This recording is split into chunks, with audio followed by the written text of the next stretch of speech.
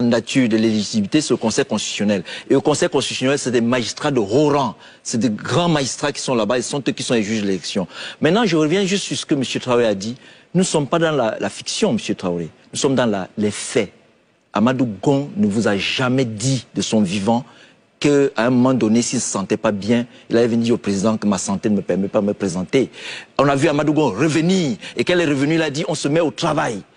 On revient pour reprendre la place pour continuer la lutte. Il n'a jamais dit, et il n'a jamais été dans son intention une seule fois.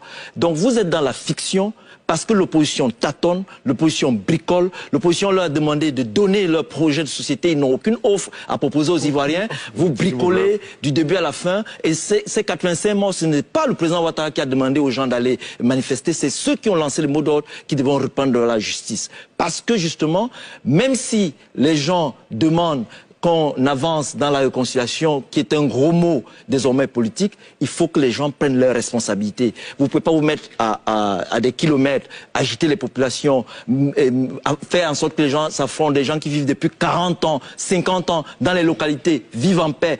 Et vous venez parce que vous voulez un poste politique, vous n'avez pas de projection, vous avez plutôt des ambitions, comme dit Honoré Ouattara, vous venez mettre les gens en difficulté. C'est pas lui, le président directement, qui parle, c'est pour montrer à quel point les rapports entre les États sont des rapports sérieux.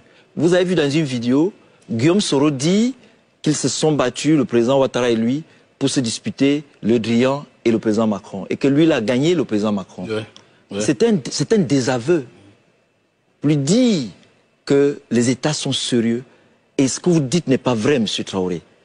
Et ce que vous dites aussi dans l'interprétation des propos de Guillaume, quand il appelle l'armée, ce n'est pas vrai. C'est pas vrai pourquoi?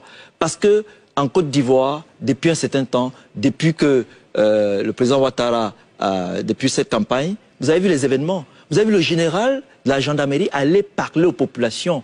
Parce que c'est une dynamique, c'est une vision.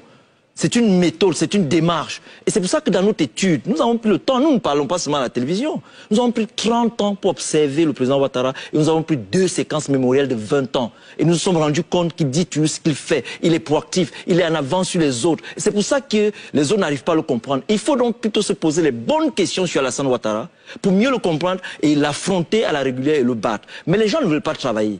Les gens veulent qu'on le prenne sur l'escalator pour les amener là où ils devaient aller.